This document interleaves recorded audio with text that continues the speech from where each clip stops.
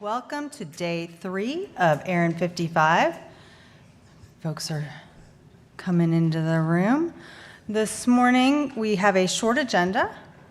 First of all, though, let's have a big round of applause for all of our elected volunteers who support the ARIN community, our advisory council, our board of trustees, and the NRO Number Council. There you go. And I think we can breeze right through this with just a quick reminder. As always, virtual attendees, please raise your hand or put your questions and comments in Q&A. If you wish to participate in any of the dialogue sessions inside the room, chat is there for you to chat.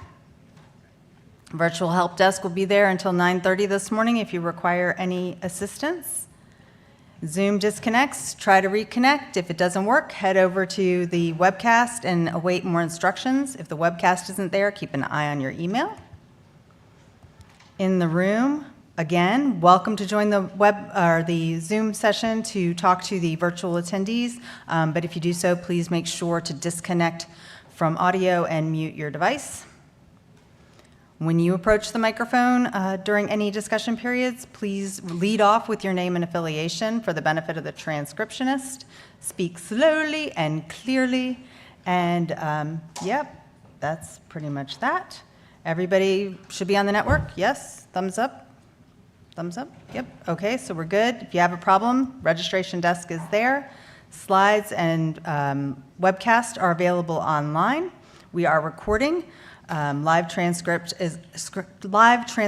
is also available. This morning we've got a set of department reports, an update on our training initiatives, a short break, and then we'll come back for a legal update, a report from the Risk and Cybersecurity Committee, and then a final open microphone before we close. Again, standards of behavior do remain in place. If you have any challenges or issues, do reach out to our ombudsperson, Stacy Lightfoot-Goodwin. She's here in the room. Her contact details are also available here. Just remember, we're all here with the same goals in mind, and let's treat everyone with courtesy and respect as we go through the proceedings. All right, more audience participation. Thank you to our network sponsor, Spectrum, our webcast sponsor, Google, our platinum sponsor, AWS, and our silver sponsor, IPXO. With that, to give you a break from me, and also because I'd like to feature her charming personality and attitude, let's bring up Ashley Perks, our communications manager, for an update from the communications department.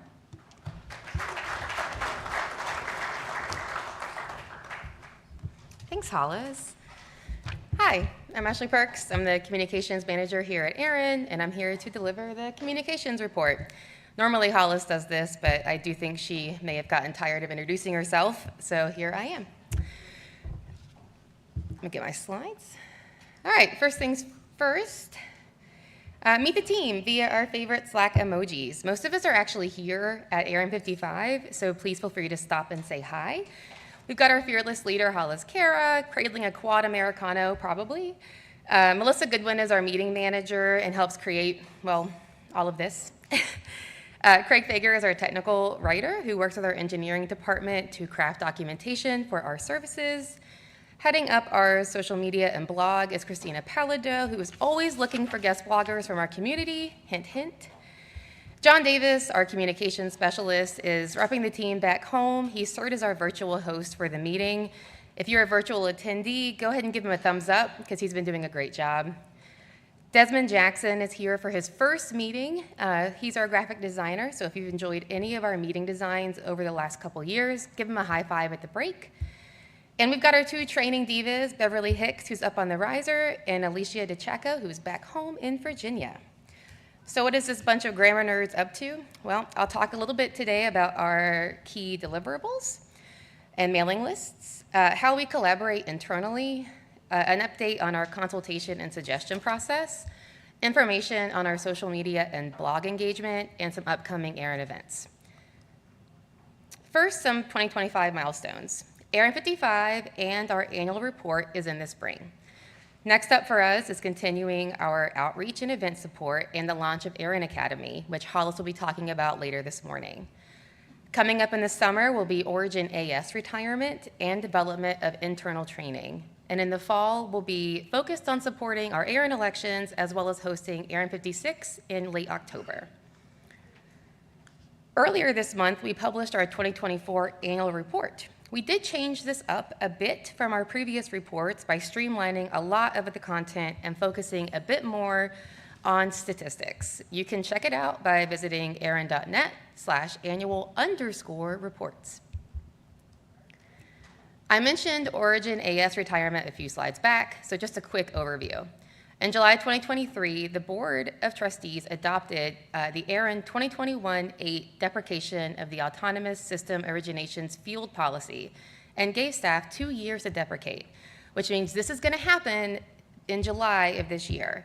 We'll be posting monthly reminders about this retirement beginning today, as well as informing customers via email and social media posts. If you need a bit more info, I also encourage you to read our post on the ARIN blog.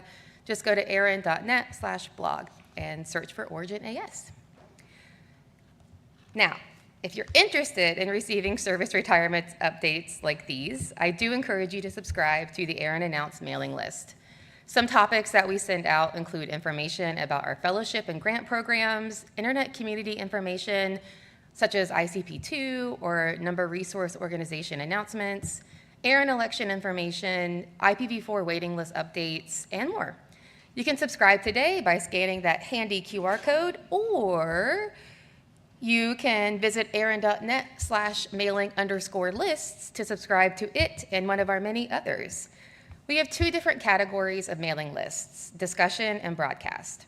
Discussion lists are intended for the community to discuss topics. As I'm sure you've heard throughout this meeting, the public policy mailing list is meant to discuss Internet Number Resource Policy. Our general members mailing list is open only to our general members, and it's focused on ARIN governance. We also have a technical discussions list where you can talk about updates to ARIN's operational test and evaluation environment or ARIN services. And our consultation list is available for discussion and feedback when we have an open consultation, and I'll talk about a bit more about that later. Our broadcast lists include ARIN Issued, which is a daily report of resources issued by ARIN and resources returned to ARIN. And our suggestions list notifies our community of any new suggestions that we've received, as well as any updates to them. And now available for a limited time only, we encourage you to subscribe to the ARIN Region's ICP2 review mailing list. You may have heard Nick Nugent deliver his presentation about this earlier this week. If you missed that, you can scan that QR code to learn more about ICP2. And this is one of the ways where you can share your feedback with the NRONC about the draft text of the governance document. And don't forget to get those comments in before May 27th. We collaborate with multiple departments across ARIN. These are just a few of the programs, services, and initiatives that we support, from outreach events to the fellowship program to technical documentation.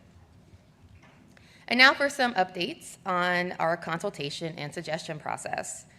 Consultations are open for a set amount of time to receive feedback from the community on a proposal. And we really do use that feedback to determine how we move forward. 2024, I like to say, was the year of the consultation, with 7 total throughout the year. Our topics ranged from RPKI BGP intelligence, registration services plan adjustments, API key handling, change notifications for ARIN Online, retirement of FTP at ARIN, reallocation control features, and improvements to Reg RWS. We also received 15 suggestions from the community in 2024. This is where you can send a direct request to us for a feature or a change. ARIN staff will evaluate, and we may refer the suggestion to a community consultation or our board, maybe add it to our development roadmap, or close the suggestion if it's out of scope. Of the 15 suggestions that we received last year, there are 8 that are still open for potential implementation. Now, you may be thinking to yourself, the math is not mathing, 8 plus 12 is not 15, and that's because that some of the suggestions that we closed in 2024, which were focused on improvements to ARIN Online, RPKI enhancements, and suggestions to our mailing lists, were not all submitted in 2024. In 2025, so far, we've received 3 suggestions from our community, 2 of which were spam. But we have closed 3 suggestions, 2 older ones, which were completed with the deployment of our IRR Auto Manager, and 1 which was referred to community consultation. So I guess we're kind of even. And speaking of that, that suggestions consultation is open now. Subscribe to the ARIN Consult mailing list to submit your feedback for AS set naming before May 23rd. And we have 2 more opening this summer, our Who Is Retirement Planning and API Key Permissions Enhancements. So if AS set naming isn't doing it for you, maybe one of those will. Now, on to our social media roundup, thoughtfully prepared by Christina Pallado. We were pleased to see growth for our channels over the last year with a moderate increase, with a moderate increase in engagements for our LinkedIn posts. So thanks to all those who threw us a like over the past year. Our most popular content topics were focused on the fellowship program, various announcements and consultations, IPv6, and our blog post, which was great because in 2024, we posted 42 articles to our ARIN blog. Our top posts were related to the business case of IPv6 series, ARIN 53 and 54 fellows, and our 2024 grant recipients. So far in 2025, we've posted 18 blogs, and we encourage you to check out our recent post about ARIN's IRR Auto Manager and our series on our inclusivity, diversity, and equality at ARIN. If you do miss a post, email, or announcement, or maybe you just don't have time to read all the blogs, sorry, Christina, then I highly recommend you check out our quarterly roundup, ARIN Bits. This will give you all of the information that you may have missed, as well as details about future events, services, and initiatives. How do you read the ARIN blog? Well, there are 2 ways. You could visit arin.net/blog every day to see if there's a new post, or you could subscribe to the ARIN blog, where new posts will be automatically emailed to you. Before you worry about us clogging up your inbox, we do send an average of 3 to 4 posts on various topics per month. And you never know, because one might be of particular interest to you or your organization. The communications team is a tight-knit group, and we all help each other out with our various projects. There's no staying in your own lane culture with us. We are constantly weaving in and out. We collaborate to define requirements for tools and services, implement communication strategies to educate our customers and community, and we gather feedback and put it to work to improve our methods. After all, you can always improve. We've got upcoming events. Mark your calendars and save that date for ARIN 56, which is being held just after NANOG 95 in Arlington, Texas on October 30th and 31st. Registration for ARIN 56 is slated to open in late summer. But sooner than that, you can find me, Eddie Diego, and John Sweeting at an ARIN on the Road event in Montreal on June 17th. Invitations to our Montreal area customers will be sent in mid-May, so keep your eyes peeled, and we hope to see you there. You can visit our event calendar at arin.net/events to see these and other upcoming internet industry events. And with that, I think that'll do it. Thanks for listening.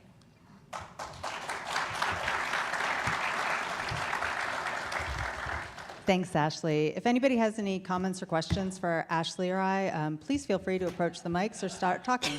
I mean, I'll let her answer. I will. Anything? Nope, she's running. She's gone.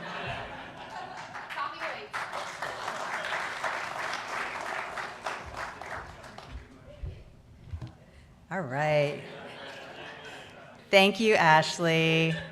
Excellent job. Everybody give Ashley another round of applause for her ARIN debut.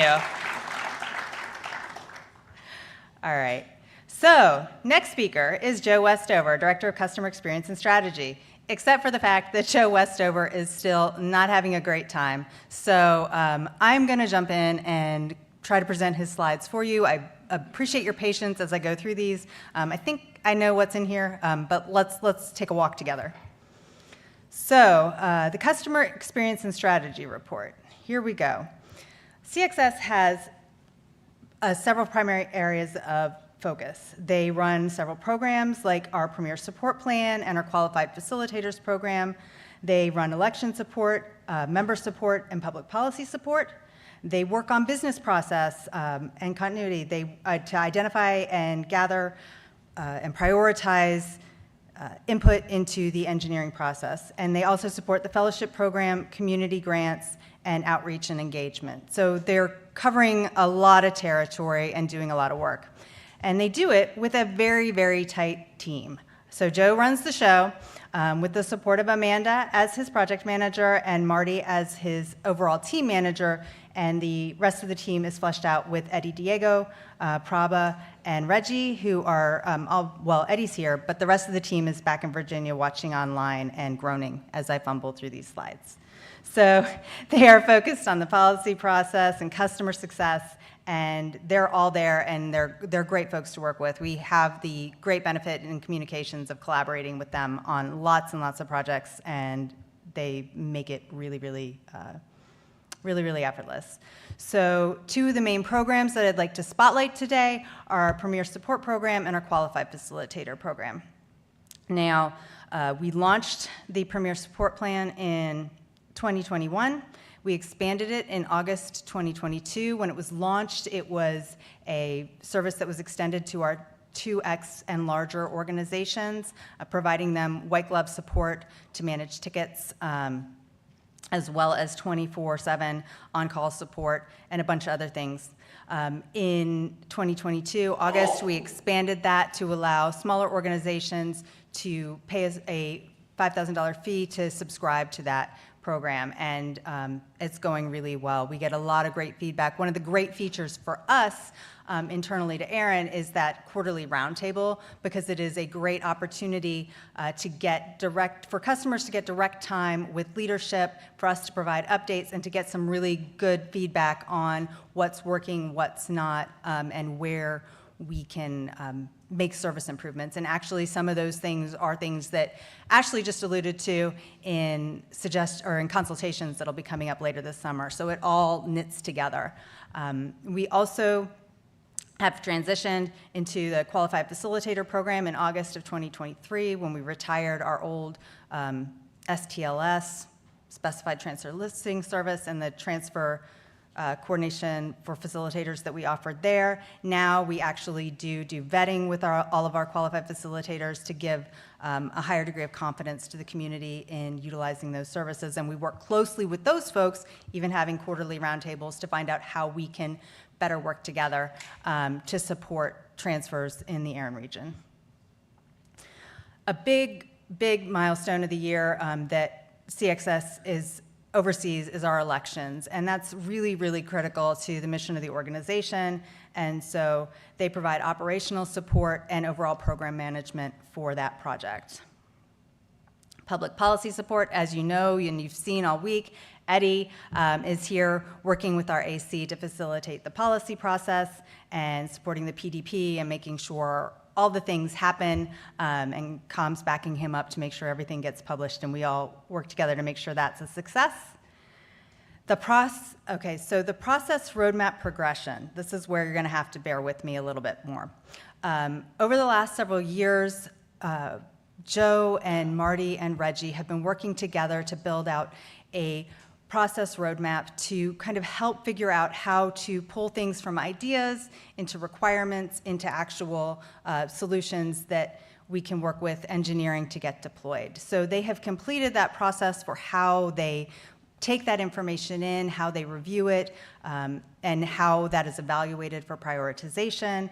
And they're continuing to look now into how to improve ARIN's ticketing processes and our financial services processes to continue to streamline, to make things work better, both for you as customers and for staff.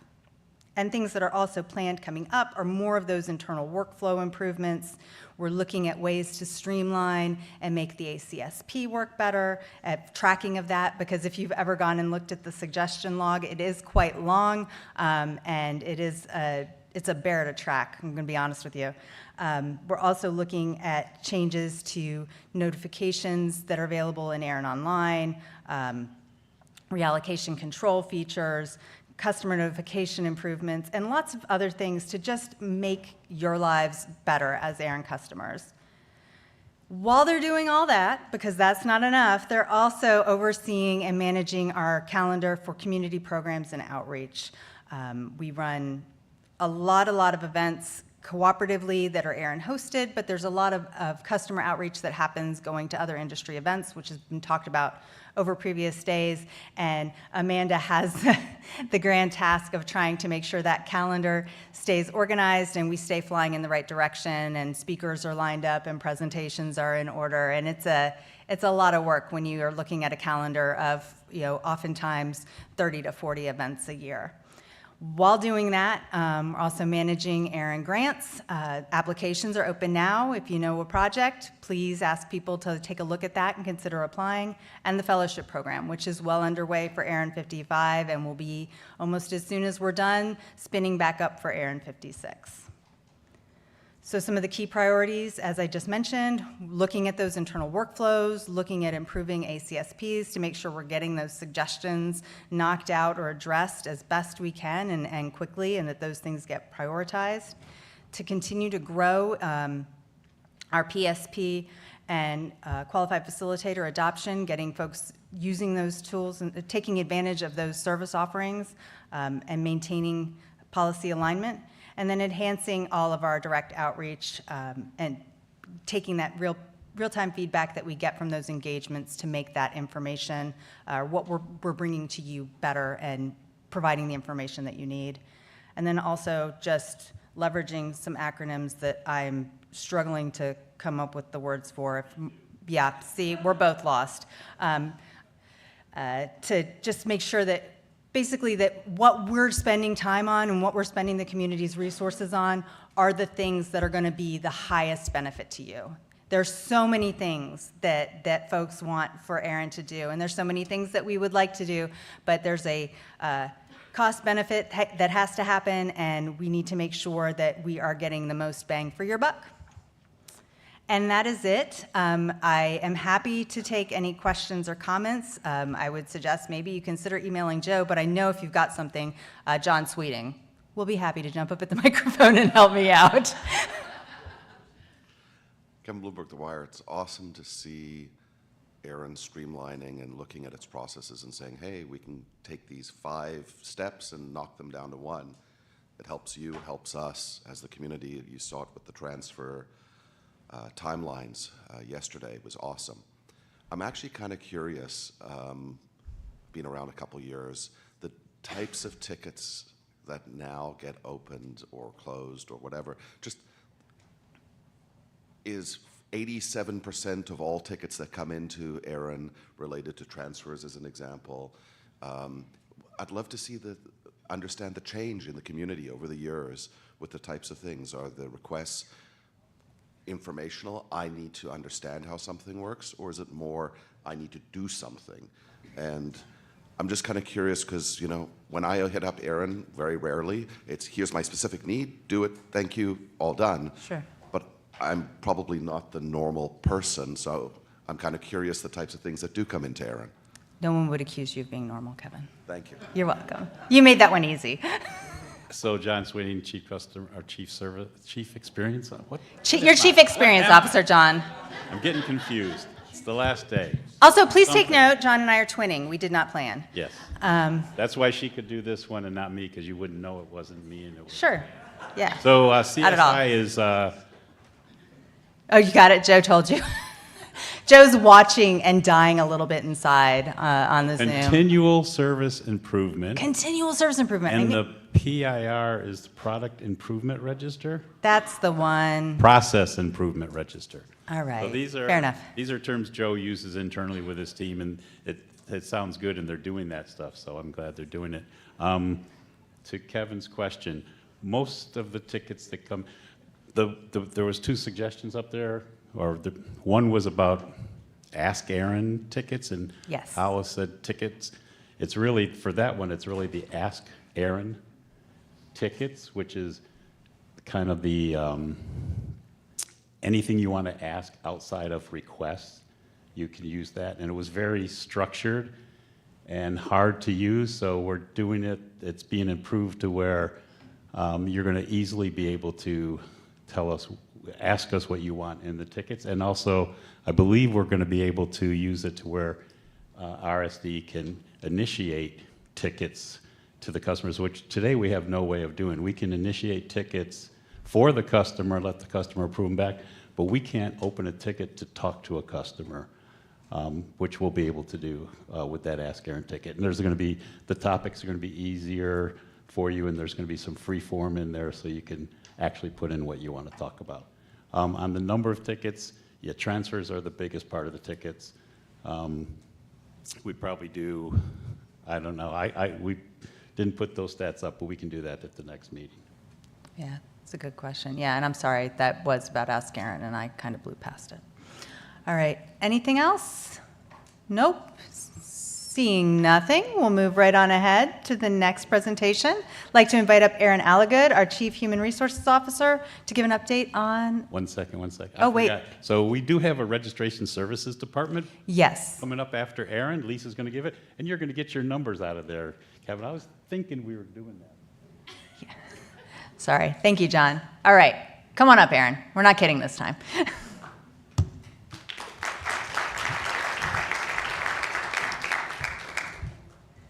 Good morning. John was trying to steal my thunder. As Hollis shared, I want to also highlight that Hollis did that on the fly for Joe, so let's give Hollis a round of applause. All right. Well, good morning, everyone. Welcome to Charlotte, and virtually as well. I'm ARIN Alligood. I'm ARIN's Chief Human Resources Officer. I'm here to present on the latest updates from my team, the Human Resources and Administration team. All right. There I am. All right. So we wanted to do something fun, and we picked our favorite Bitmojis with highlighting a few of our favorite things here. So first, I'll introduce Natalie Harold, our team foodie.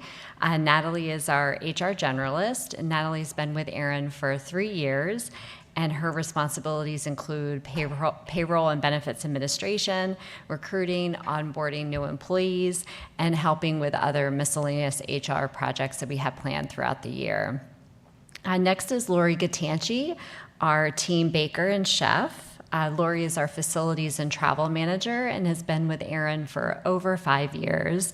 Lori manages our facility located in Virginia and makes all the travel arrangements for the ARIN employees, and she also manages our relationship with our travel agency. And many of you have already met Melissa Montgomery. Melissa is our world traveler. She's actually in the room right now. So please be sure to stop by to say hello to Melissa. She's working the registration desk here at the meeting. And she serves as our volunteer support specialist, providing outstanding administrative and travel support for our ARIN volunteer groups to include the Board of Trustees, the Advisory Council, and the ASOAC, as well as booking travel for the ARIN Fellows.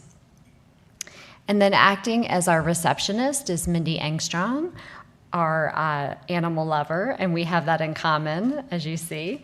Mindy has done a wonderful job helping with our office events, receiving and distributing our mail and deliveries, and then assisting with calendar items. Both Mindy and Melissa have been with ARIN for almost 3 years.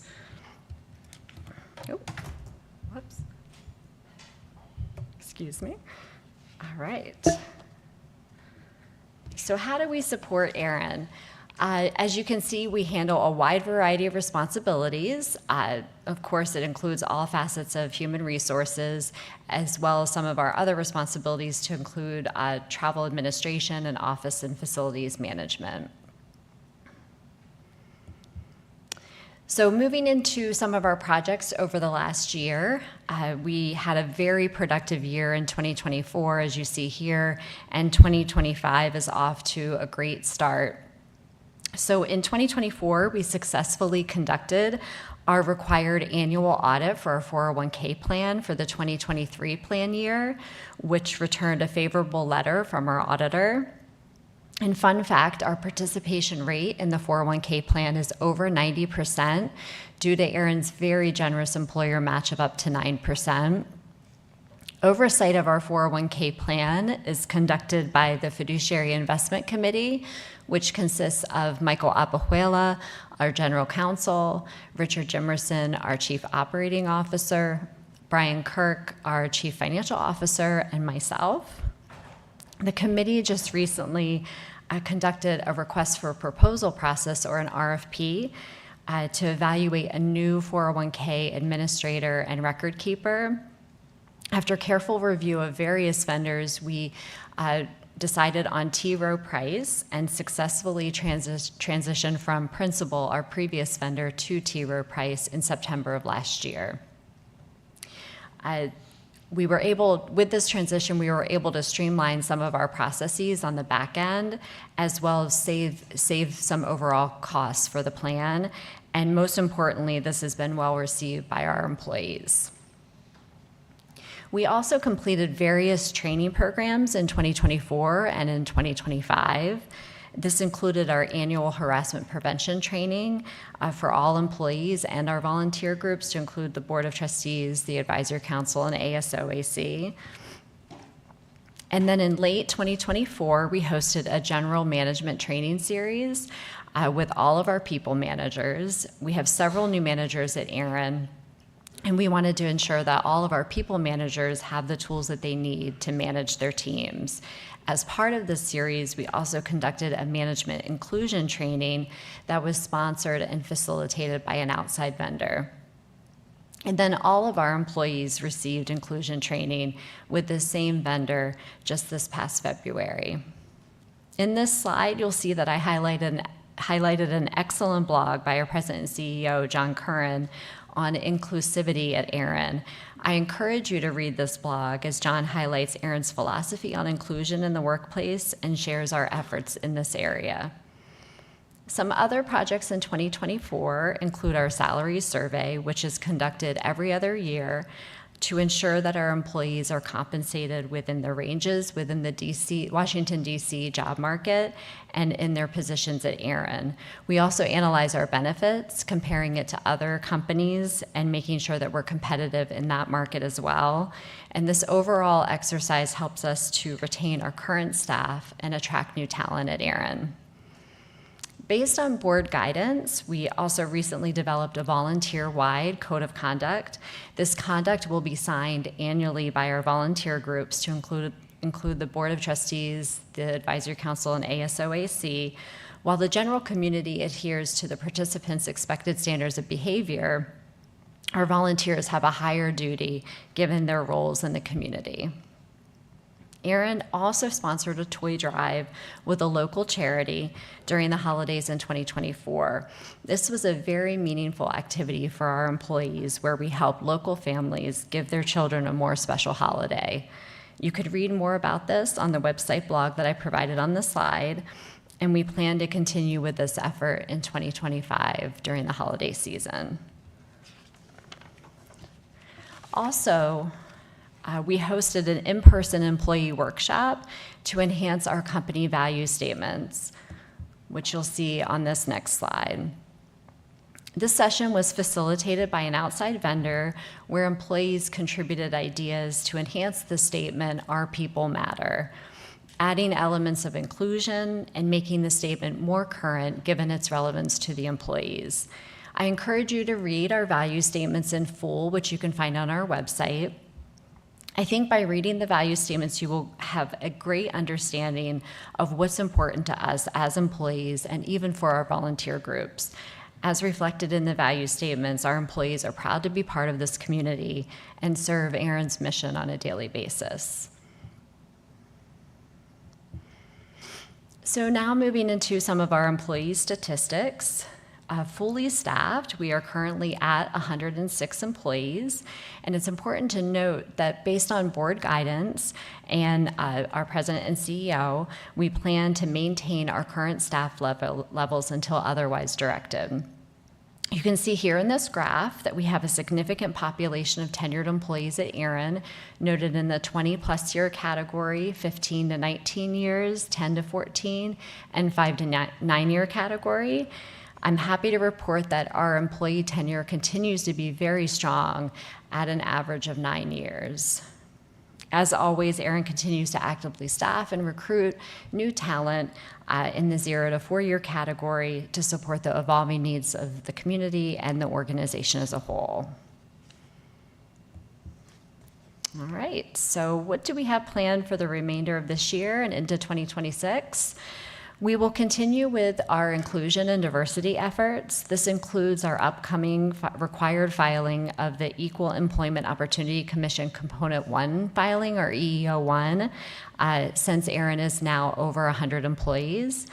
We will also continue to provide our ombudsperson at the ARIN meetings to ensure a productive and safe meeting for the community. And as noted on the slide, and also as Ashley had mentioned, John Curran published additional blogs related to this area, and I encourage you to take a look at our website to learn more about ARIN's initiatives with regards to inclusion and diversity. And then one of our other projects this year will be our 401k audit for the 2024 plan year, which is currently underway. And then one of our bigger projects this year and into 2026 will be our future workforce planning project. ARIN's building lease will be expiring in early 2027. So we will be evaluating our future workforce model to help us plan for the type of office space we will need going forward. We recently conducted an employee survey where we saw input on office use, and we'll be using that information as a tool to evaluate our needs going forward, as well as other data points to include feedback from our various department directors and executives, and of course, cost. I will be excited to share the results of that project in my next presentation next year. Those are just a few things from my team, and I hope you enjoy the rest of your meeting. That's it for me. All right, folks. Don't run away. Don't run away. Now's your chance to ask ARIN without submitting a ticket in ARIN Online. Come on. It was good. If you didn't think it was funny, it's Pete's fault. I think Kevin left the room, so I don't see him. Are there any questions or comments for HR before I let ARIN go back and sit down? Nope. Thank you, everyone. Thank you, ARIN.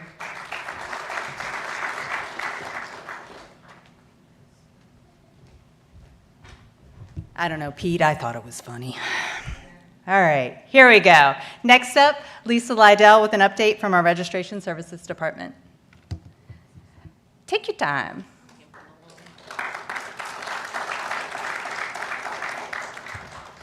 Green button. Green button. Hello. So let's talk a little bit about the Registration Services Department and what we're up to, what we do for you all.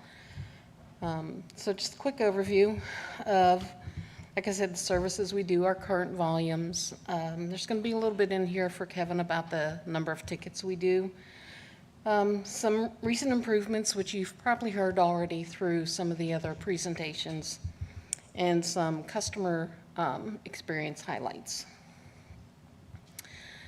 So the Registration Services Department, we do all the resource request tickets, your IPv4, V6, ASNs, transfer tickets, the 82s, A3s, 84s, and some routing security functions and data accuracy functions, as well as all of the bad whois reports that we get from individuals. We take care of all that as well. On our team, we're a small team, but we have our level 1s, level 2, and level 3 customer resource analysts. So we have Marco, Jemsy, Shay, Tiara, and Armando as our level 1s. They're the newest to the group. They're doing a great job. Then we have Janae, Allison, and Emily as our level 2s. They're also your premier support analysts. When you are a premier support customer, you get a dedicated analyst. And then Mike Papano also is a PSP analyst as well, and he's our level 3. So for our customer engagement, for our ticket counts, we have done almost 6,000 phone calls for individuals. About 1,700 live chats, and I think John was explaining that we do chat between 10 and 4, Monday through Fridays. Ticketed requests that are related to IPv4 were around 1,800. 513 of those ended up on the waiting list. Then we did another 1,700 requests for autonomous system numbers and 1,300 IPv6 requests, and then 2,700 transfer requests. So these are the numbers for tickets that we do. The 1,300 other ticketed requests are the Ask ARIN tickets, which are how do I do things, where do I go to do things, which policy am I applying under. Mostly that's what we get under those.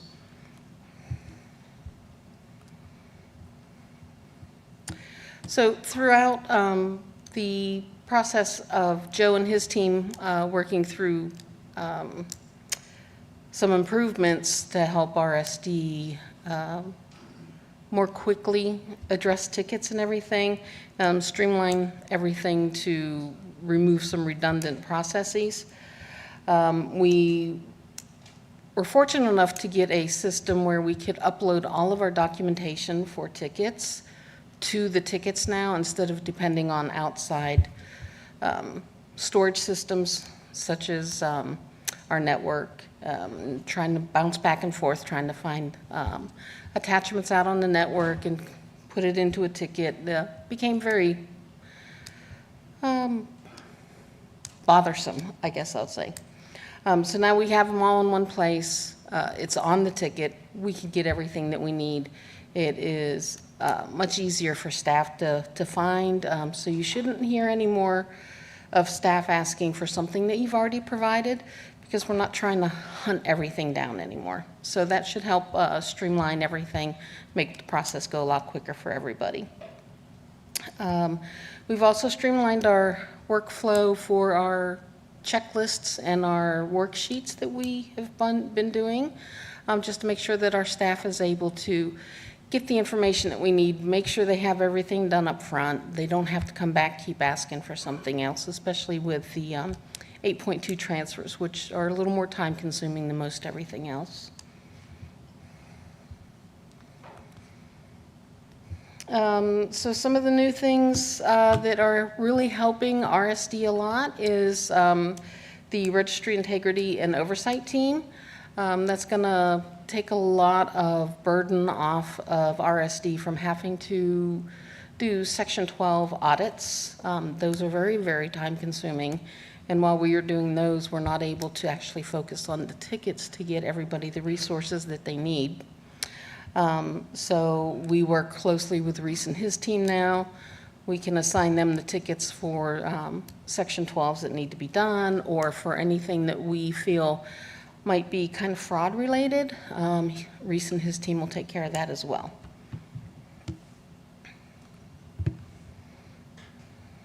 We've also worked with Joe and Hollis and team on decluttering our messaging. I know a lot of messages, and we've heard this from customers, are a little confusing. There's too much information. A lot of things that really had nothing to do to make the ticket progress a little quicker.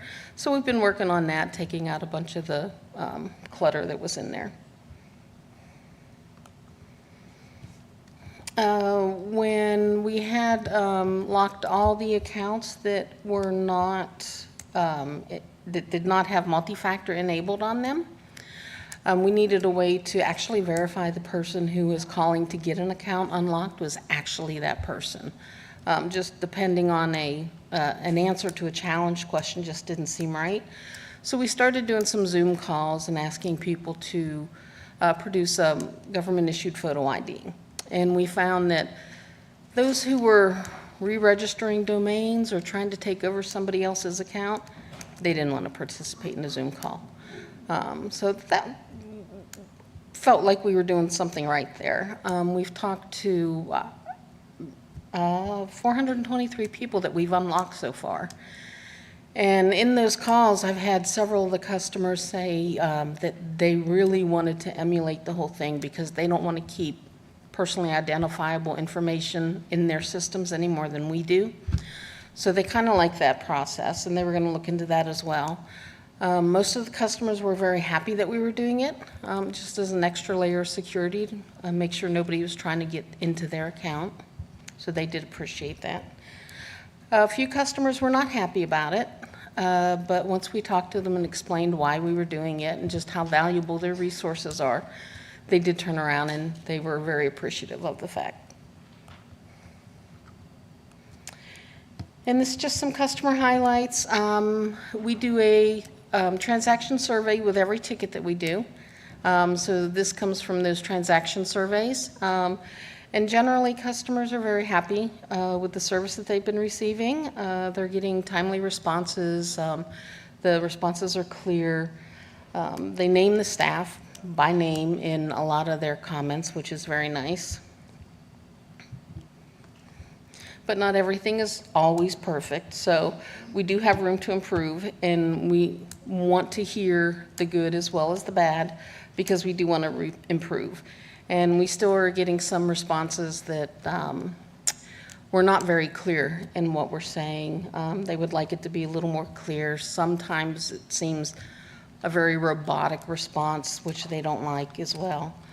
So we are going to continue to work on our messaging, but we have done a lot of work to tighten up all of that, and our response times in all of our tickets have improved a lot. And that's all I have. All right, microphones are open, virtual and here in the room. So if you're online and have a question for Lisa, please start typing. And if you have a question here in the room, please approach the microphone.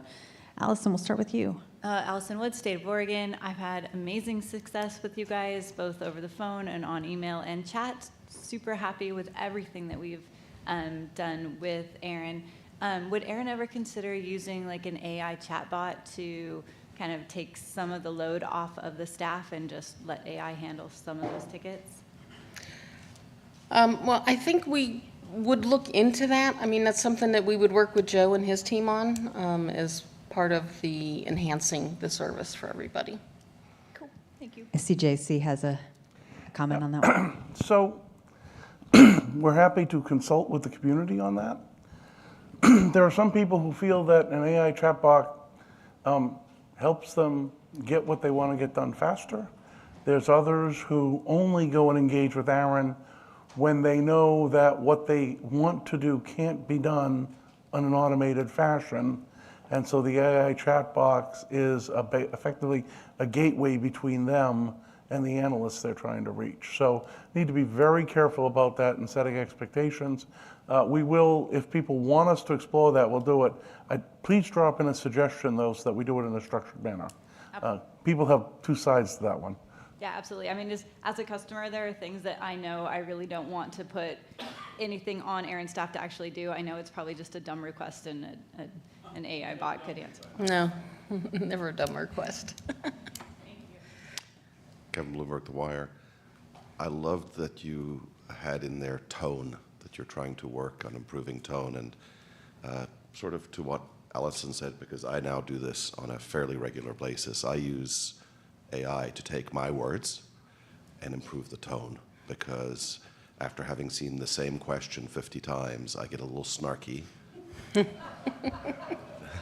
And to the person who's asking the question, it's their first time asking it.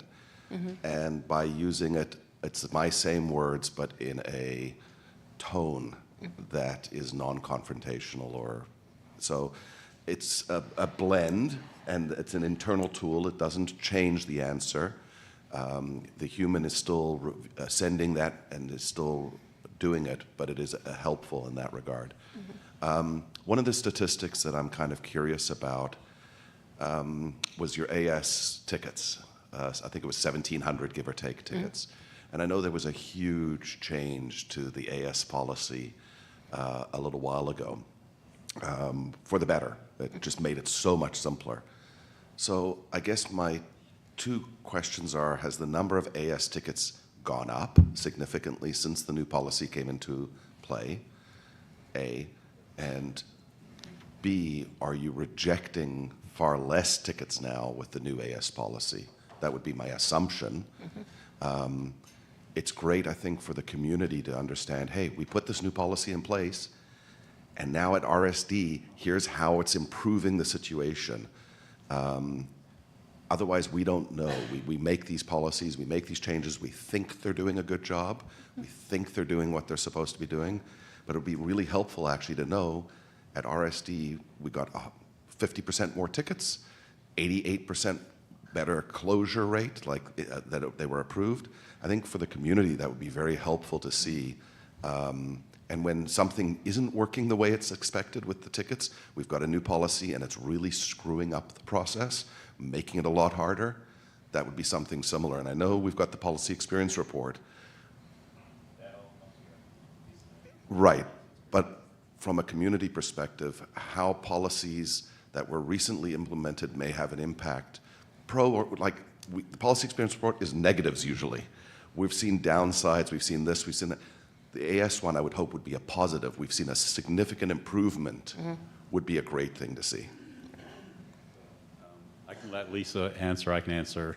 AS requests have, they haven't decreased at all, but the handling of them is 1 to 2 days and they're done and they're gone. And the customers are getting what they're asking for, as long as it's their first AAS. And then on the second and third ones, they're actually taking the time to give us the real reason why they need that second or third one, and it's being processed pretty quickly. It's really improved the ASN process, but tickets haven't significantly gone up. No. We're still doing about the same number of ASNs as we usually do. More generically, Kevin, are you thinking that you'd like to see a policy experience report that includes more post-mortem statistics on the impact of policies on ARIN? So if you implement a policy, right now we generally only bring you, here's policies that have rough edges or implications or problems or things you might want to look at. You'd like to also see, hey, here's some policies you implemented last year and the year before. Here's some of the positive impacts that have occurred. Yes. And Got it. The statistics per se is not, I'm not looking at it for this purpose of statistics alone. I'm looking at it as the community did something and actually here's what happened. We thought it was going to improve the situation for people. In fact, that's not the case. Or yes, it has improved. Okay, we can work on that. Awesome. Do we have any other questions coming in online? Nothing online. Seeing nothing further in the room. Thank you so much, Lisa.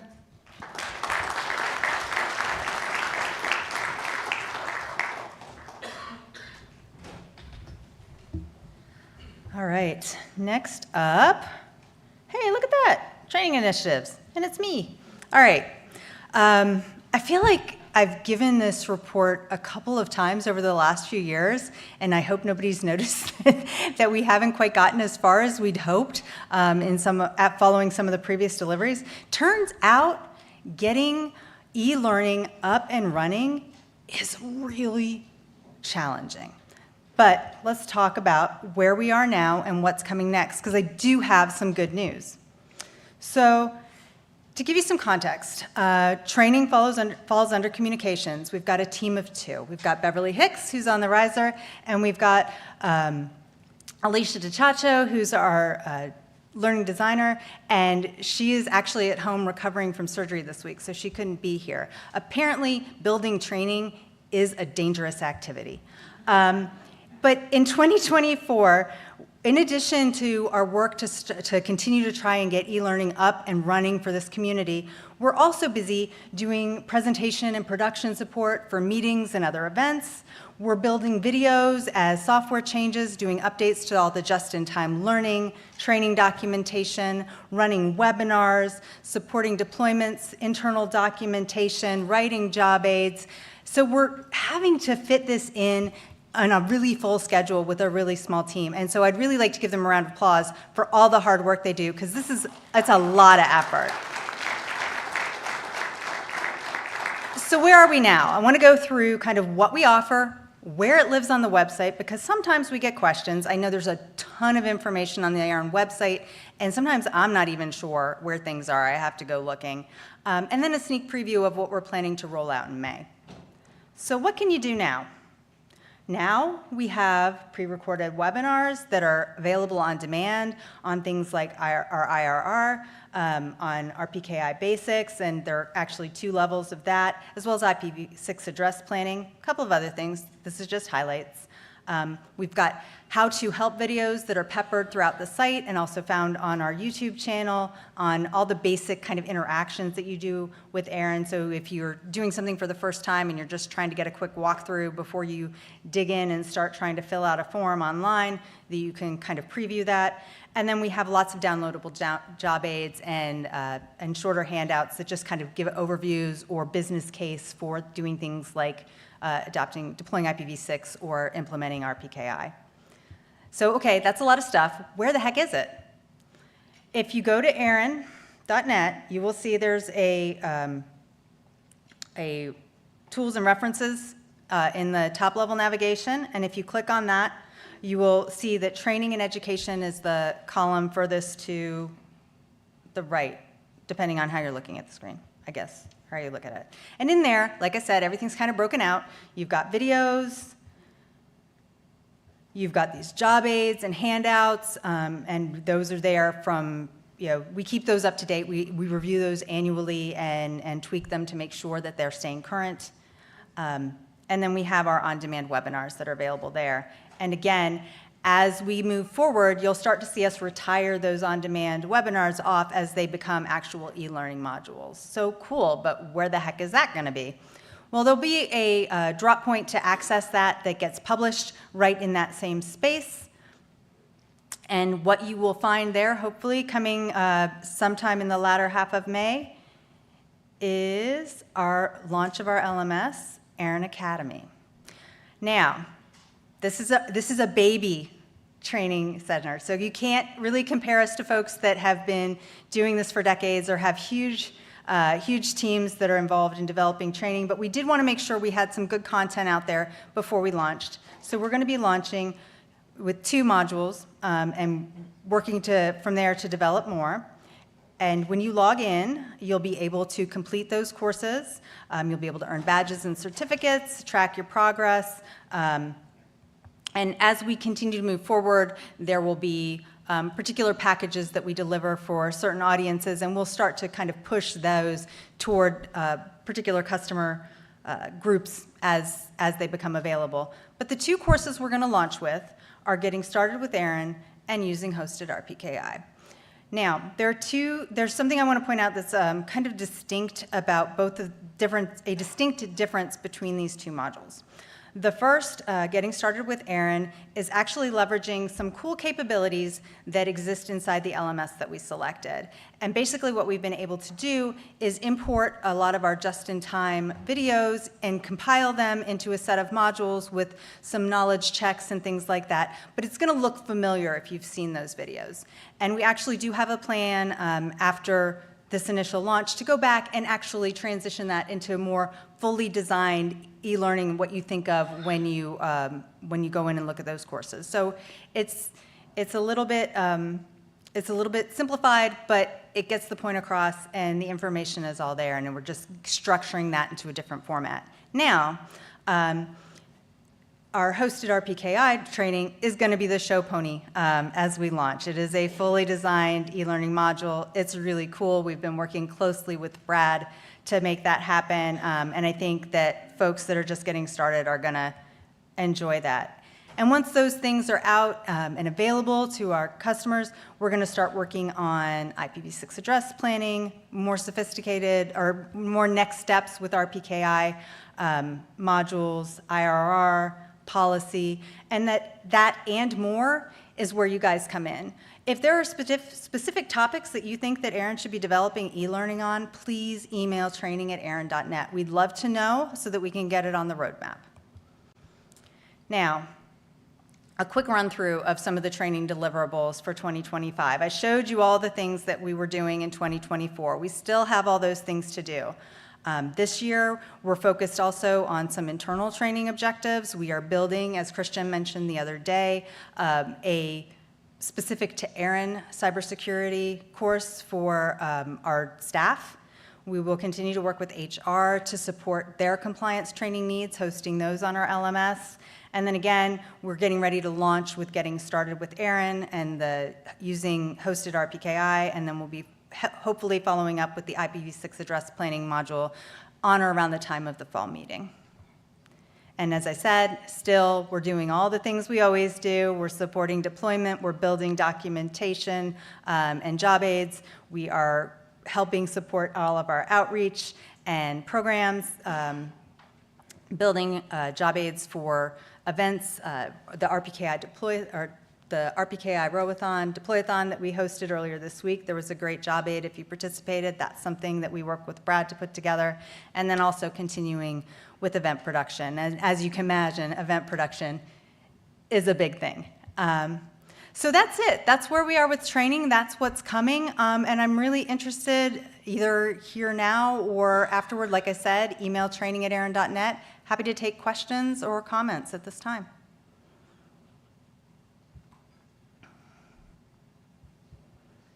I feel like now I need to say that the microphones are open because you Microphones, prepared oh to yeah, say it. sorry, microphones are open, in case it wasn't obvious. Sorry. Go ahead, Kevin. Thank you. Kevin Bloomberg, The Wire. Audience. I love some of the new training stuff that you've got on there.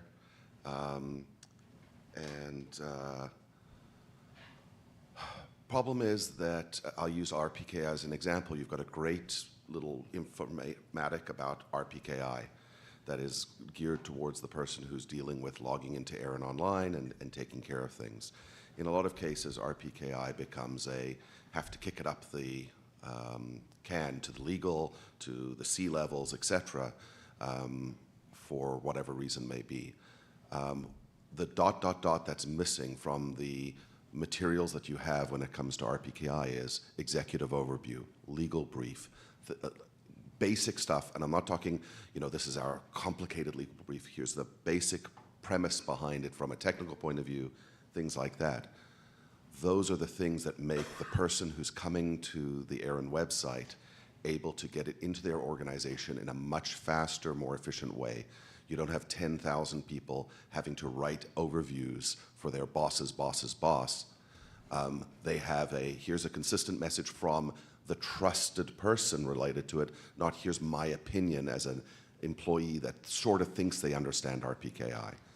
So if you can continue down that path of looking at who the audiences are that may be able to benefit, and I'm just using RPKI as a poster child today, if you could do that, that would be awesome, because I think you already have all of this stuff. You just need to brand it and put it on the website and say, hey, here's an executive overview that you can use, or a legal brief that you could use to sort of explain it to the different audiences. Right, okay, so I actually have a challenge for you. I have two handouts that are at the Info Center right now. One's an RPKI 101, and the other one's a document called Why RPKI, which was actually really written for kind of making the business case. I would love to get your feedback specifically, not right now, but offline, on what you think is missing from that document, and we can work with Brad and internally to get that to where you think it's got the information that you would need. But that was definitely something that we did build and with that target in mind last year. And if we're missing the mark, it really is helpful to us if we can get that feedback, because we're not sitting in the room when you guys are having those conversations with your leadership to figure out what's going to get that across the bow. I did look at that, and I'll take it offline. Cool. It doesn't unfortunately match what you need to do for that audience. It's great for the audience that's looking at the website, but not the audience that's it's going to. Okay, well, let's talk about it. Thank you. I appreciate the input. Atafe Mohseni, ARIN Flow. Is there any procedure to host content on ARIN Academy, or are you considering independent individual to provide content?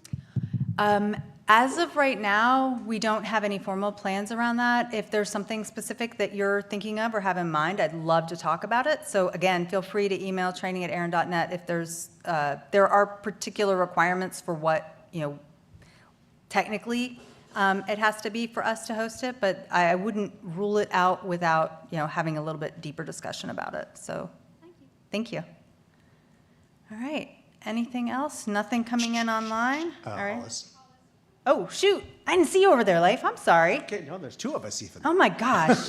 I'm so rude. That's all right. Go ahead. Good morning. Leif Sawyer, GCI, ARIN AC, and prior ICANN Fellow. One of the things about the ICANN Fellowship is going through the e-learning process, and there's about 30 to 36 hours of e-learning to go to the ICANN meeting. And it's hugely, immensely helpful to go through that e-learning. And so I'm really looking forward to seeing what the e-learning process brings for the ARIN Fellows eventually. Obviously, it's not going to happen day one, right? Yes. But I think that's going to be a great place for all the new fellows coming along. So, yeah. I like that idea. Definitely. I'll be working with Amanda and figuring out what we can do in that space in coming years. Okay, Please. Teron Maddox, Meredith College. We are just starting out in our IPv6 journey, and this seems like it's coming right on time. So just like, it's not a question, it's more of a comment that this is coming at a perfect time, and we hope that we can, be partners in this, and we can let you know, because we are literally just starting the journey right now. Wonderful. Well, reach out to us. We're happy to help in any way we can. Can I add to that if he would be interested in piloting when we get to our IPv6, emailing the training would be a perfect time.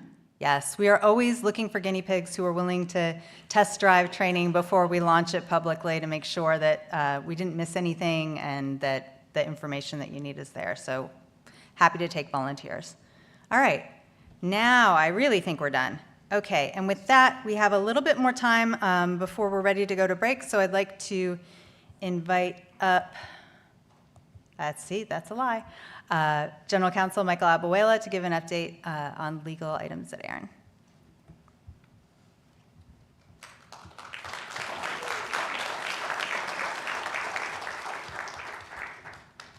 All yours, green button. Wonderful. Good morning. Good morning. All right. Didn't go that far with John, but so it looks like we're in the home stretch, and they left the most exciting staff update presentation for the end, which is the legal updates. I will say that I'm very happy to see all of you here and in the virtual rooms, because I did have to miss my first ARIN meeting since joining ARIN back in 2010, the last time. It was my parents' 50th wedding anniversary, actually on the day of the ARIN meeting. And in the hopes of not getting disowned, I actually had to sadly miss seeing all of you. But we're all here. This is actually going to be my 29th ARIN meeting. So just one quick thing. I know I've met some people who are here for their first meeting. Could anyone stand who beats me and has 30 or more ARIN meetings that they've attended? Okay. Yeah. Very cool. Very cool. So, as I said, I'm very happy to see all of you here. I'm going to ask for a few moments where we're just going to go over a little bit of what the work that's under the General Counsel's office, and let's get into it here. Okay. Where's the button? All right. So under the Office of General Counsel, we have both the legal department as well as the Government Affairs Department. When you look at the legal department, we actually, people will say we have one client, which is really the ARIN company, but we actually have many clients. We support the internal side of us, which is all the different departments. We engage with them with internal clients, event contracts, such as what we had to do to get this put together today. HR issues, just anything that pops up, we're there to support. We also do support our board, the ARIN AC, the NRONC, and the various bodies, volunteer bodies that we have. So, for example, with the ARIN AC, we are very integral in the policy development process with the staff and legal reviews. So, and we also support all of you, the community. So when there are legal issues that pop up, part of this is, the ongoing ICP2 review. The legal department takes a big role in that in trying to help support that effort And I wanted to talk that our department has the general counsel, a deputy general counsel, who's Jennifer Lee, who's sitting in the back. We have staff attorney, which we are currently recruiting for. So if any of you know anyone that might want to come work with us, that has a legal background and is in the local DC area, please send them our way. We'd love to talk to them and see if we can have them join our team. And then outside counsel, we also have where we engage with the various law firms in case there's any kind of expertise that we need.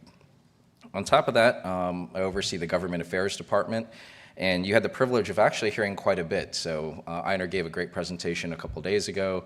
You heard from our various members yesterday with kind of the government engagement efforts. And I'm not going to try to repeat what they all did and what they all said, but I do want to recognize, first of all, that we have the various members. So we have Einar Bolin, the Vice President of Government Affairs, Leslie Nobile, the Senior Director of Trust and Public Safety, Nate Davis, our Senior Government Affairs Analyst, and of course Bevel Wooding, who's our Director of Caribbean Affairs. And I do want to recognize all the hard work that they do, because this is an area that is not necessarily readily visible to the ARIN community, but it is very important in the work that they do, because one, they're engaging with the governments in our region, as well as monitoring kind of developments on a global scale, things with the ITU and with the UN, and really looking with an eye towards protecting the interests of the ARIN community, of all of you, and the multi-stakeholder model and kind of, overall internet governance. So I do want to recognize that, because also on top of the fact that they're doing all that hard work, it involves a lot of travel, which obviously those of you here in person, you understand the challenges of travel, and while it can seem like it's a kind of cool thing to do, it often involves many long hours, and even when they're not traveling, they are on different time zones for their phone calls. I know I talked to Einar and his team quite a bit, and I'll say, so how's your day? And it's 9 a.m. that we say. He's like, I've been on a call since 4 a.m. So, they spend a lot of time on off hours and putting in that hard work, so I do want to recognize them there. All right, so the kind of little bit of the more interesting pieces of current developments with AFRINIC. As many of you probably know, AFRINIC is undergoing, some governance challenges, and we remain very supportive of them. We are very optimistic and hope that they can overcome those governance challenges in the coming months. And we recognize the hard work since they do not have a court board. They have not had a CEO now for a couple of years. We recognize the staff over at AFRINIC. They have put on some wonderful efforts to keep the registry there running, and so I think they are very due for recognition of all the hard work and dedication that they have there. So, yeah. So, a couple things, and I will call out a little bit with our comms team. They are very good at preparing all this, and I will publicly apologize for them that I had to give them slides very late, because I wanted to give the most up-to-date kind of stuff that was happening, and there's things that happened just in the past 2 weeks, including just a couple days ago since we were here. So AFRINIC, they are currently, again, like I said, they don't have a court board. So one of the things that's coming up is that they've been under a receiver. They had a new receiver appointed in February of this year, and Mr. Gautam Singh Dabby, and he is in charge of kind of overseeing AFRINIC's affairs, but also really tasked with putting forth an election so that they can put forth a board of directors who can, or a board who can then hire a CEO, because they're both without those. There was a communique that came out just 10 days ago, about 10 days ago, April 21st, and they have scheduled, we're pleased to see that they're scheduling an election for June 23rd. So just about 6 weeks or so from now. This communique that went out did a few things. They appointed a nomination committee, and what's interesting is they have a chair who is a King's Counsel over in England, and then he's assisted by 3 other barristers in England and Wales. That might be a little bit interesting because they're all from the UK, and this is in Mauritius, but there are some details. Happy to talk with anybody about this, by the way, in the back, one-on-one, but there are some interesting details about that, of how the AFRINIC election has to go on. They also appointed an election committee, and that's going to be led by a member of the AFRINIC staff, so the head of their value-added services, another AFRINIC staff member, and then there is a member of the online voting platform and the election vendor that they chose, as well as an accountant in the receiver's office. They also named Civica Election Services, which apparently is a UK company that specializes in running elections, and they're going to be handling both the online voting platform as well as any paper ballots that will be in the election. Now, there was a second communique that came out, like I said, just a couple days ago, and this one was from the election committee. This was something from the head of value-added services over at AFRINIC, and they gave a little bit more detail on how the election will be run. So one thing is that this will be a hybrid election format. So some of us have seen throughout the years, there have been RIRs that have done paper ballots. You've seen RIRs that have gone fully electronic. We do everything electronic. So this will be a hybrid format, which is going to allow for both physical voting at a polling place in Mauritius on election day. Details of that haven't been up there yet, but that someone can actually come in and vote with a piece of paper, as well as they're going to have online voting. In the communique, there were various details about voter eligibility. I think this is limiting the voting to resource members only, and there's some thoughts about that when you look at the bylaws about their registered members, resource members, and I think associate members. But there'll be resource members in good standing that will participate in this election. And then you also have that there are various requirements about designating the representatives, both from an electronic voting standpoint as well as who will represent the organizations from a physical voting piece. They did say that they're voting in one of three ways. You have the online, as I mentioned, but they will have to designate their representative early. I believe it's earlier in the month in June that they actually have to reach out and actually identify who will be voting for them electronically. They could come in with an authorized representative who will actually be in Mauritius, either if they're already there or fly to Mauritius and hand in the paper, or there will be proxy voting as well. So I wanted to just give that update because we've been monitoring this for the past couple of years. We've been providing as much support as we can. From the legal side, we're obviously taking a look at how this all plays out. But we are remaining very hopeful that the AFRINIC community will have the opportunity to voice or cast their votes and have their voice heard so that they can actually have a board, that they can move forward, they can appoint a president and CEO, and then be fully court and fully operational as well. So,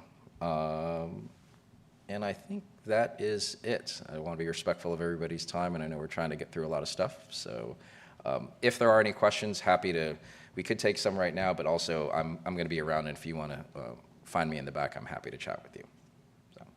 All right, do we have any questions for Michael?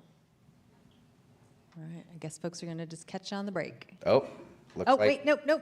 Sorry, didn't mean to rush you. Hey, Marcus Jackson from AWS. Just curious, how did there end up with so much, without having to get into all the details of how the election happens, why is there so much British influence in reestablishing AFRINIC? So I won't get into too much because I'm also not an expert on Mauritius, Mauritius law and Mauritius governments. But one of the things that was very evident is that when you have legal disputes in Mauritius, you have regular courts, just like in any of our jurisdictions. You have courts of appeal and everything else. But they also, the ultimate kind of, if you go through the legal process in Mauritius and then there's still kind of like an appeal, a dispute, it's ultimately to the Privy Council that's actually in the UK. So, and that's kind of a pullover, I think, from the former ties that Mauritius had with the UK. So it is interesting because when we saw that all come out, I will say one thing, and I caveat this, that I'm not, fully an expert on the Mauritius and as well as the AFRINIC kind of bylaws and everything, so I'm not providing legal advice. As a lawyer will give kind of, the disclaimer. But I will say that, from my understanding, let's just say with the nominating committee, AFRINIC is an interesting structure there where they actually have regions and different areas within the region, subregions, where their seats are allocated to, right? So for us, we don't have that. We don't say so many people have to be from the West Coast or from the East Coast or from Canada or the Caribbean. It's just kind of open for the region. And the AFRINIC region, from what I understand, is that they have various subregions that they have to have seats that are occupied and filled. And what's interesting is I think they're not supposed to have any member of the nominating committee in a region with a seat that's up that year. And so, but what's interesting is when you have an election for the entire board, what region is not able to have somebody there? So I think that's where they had to kind of make it work. And and I think what they're also trying to do is they've appointed barristers who, you know, have that legal mindset. So hopefully they're with making sure the bylaws are followed, making sure that there's accountability in the process and everything else. So, but it is an interesting piece to come up. So, All right. Looks All like right. we have one comment or question from online. okay. Kate Gary, Net Actuate. Regarding the chatbot spoken about earlier, are there any legal concerns about an AI chatbot creating a new ARIN policy? This is in relation to the Air Canada chatbot misinformation that Air Canada was held responsible for. Well, I will say I'm not familiar with the Air Canada chatbot thing, although that sounds very interesting. So with regard to, and I guess this is talking about making policy, and you know, with chatbots, I guess it's, to answer your question, if there's a legal concern, I'm going to give a legal answer. It depends. So it depends on how anything is deployed. It depends on what we're using. I mean, a lot of these things will come down to the way that we use something, the way that there be terms that are being used. There are obviously things that will have like privacy or accuracy or anything like that, and even fraud and whatnot. So not knowing the full details of how we would do that, I would say that it depends, but we definitely are happy to look at things that can be for kind of advancement and new ways to do things, but we always will have the legal people kind of be the stick in the mud and maybe say, I don't know if we should do it that way or anything. But I see my boss is standing up and looks like he might have some comments, as well as I know we have another comment that'll come up. So if you have an AI system that speaks with your customers, and your AI system answers a question and offers a transaction, like, yes, we can give you a /8 of IPv4 address if you fill out this template.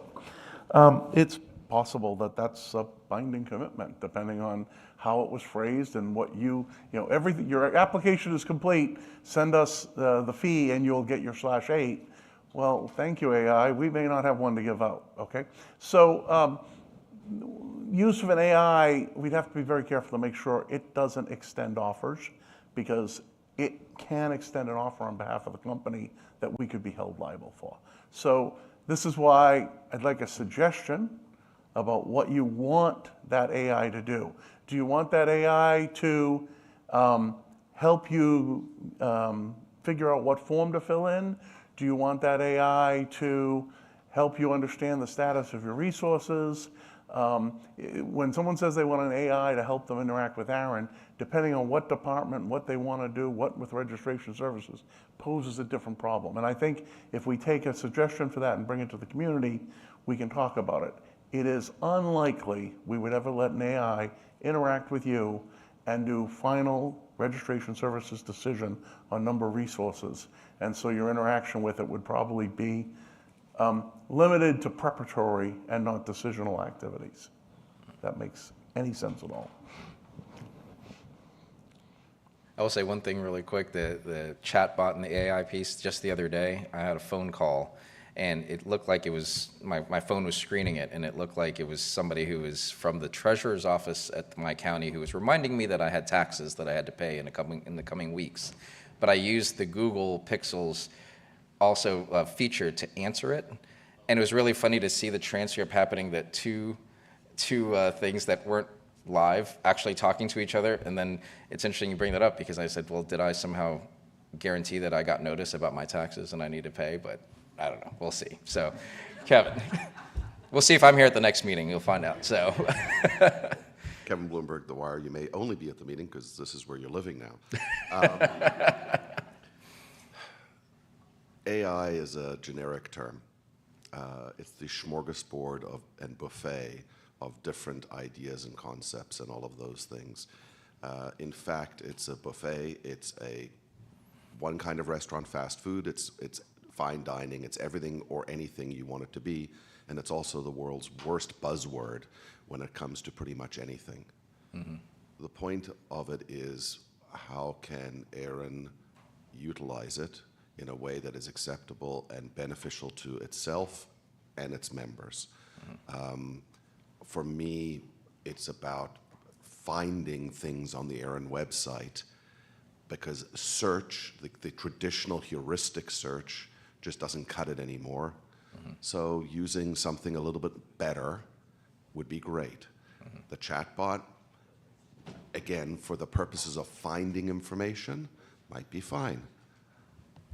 As to what John said, I agree 100%. Anything that requires human intervention should absolutely continue. I'm not comfortable, and I won't be comfortable for a number of years because of the hallucinations, the term that's used, the hallucinations that AI has. But that doesn't mean we shy away from it. It doesn't mean that we don't do it. And I think you, unfortunately, are going to be front and center because you're going to have to balance the benefits from a legal perspective with the benefits to all of us. But the time savings for everybody here, and more importantly, the not having to rely on somebody who's been around for many years to actually be able to tell you what's going on, is invaluable to this community. So yes, you need to do something, whatever that may be. We understand there are risks. You're the best person to help mitigate some of those risks, or just say, we can do this, but we can't do that. And from the legal perspective, just to say about the AI component, you're right, that people use it. It's the buzzword of the day, right? I mean, one day cloud was the buzzword of the day, and people really didn't know what that meant, or they made it mean everything. AI is kind of the same thing. So from a legal perspective, I think, at least from my side, and this may not necessarily be all of ARIN's perspective, but to me, it's a tool. It's a tool that can be used. And to John's point, from the community, if you want us to look at some of this and you think that it would be good, kind of some efficiencies could be realized, whether it's searching, whether it's kind of the interaction, that we can look at it. And then once we have the scope, then the legal team can look at it and see, well, what are the risks? What are the rewards? How can we do things that will make it more efficient? But it's just like any other tool. I mean, there are tools that make things more feasible, that help people do things that they otherwise couldn't have and make it faster. But the one big thing is that you have to be careful with it, right? And so there are so many concerns. I mean, we work with Christian, our CISO, in terms of using any kind of AI tools. I work with Jennifer to think about what the legal risks are. But the big thing is really going to be what we're going to use it for, to make sure that we are very scoped in, and then that we can find a way to be able to utilize it. I mean, I'm a big proponent of trying to find advancements and new ways of doing things. I knew there are ways of interacting with the community. There are new ways of trying to have discussions, online discussions. So if AI can be a part of that, I'm very supportive of it, but we just have to be careful and make sure. So I don't think we're at the point yet where we'll just say, all right, we have it and it can do the work of people. I think what it can do is actually help people do the work that they're doing and be more efficient, and us be able to service the community a little bit better. So, okay. Awesome. All right. Anyone else? We're good. Okay. Thank you Thanks, so Michael. much.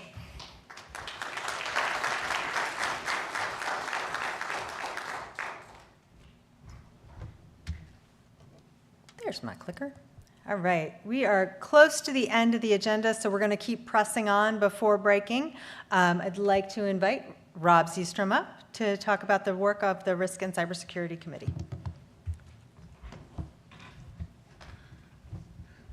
Thank you, Hollis. Now I get to learn how to use this again because I haven't in 6 months.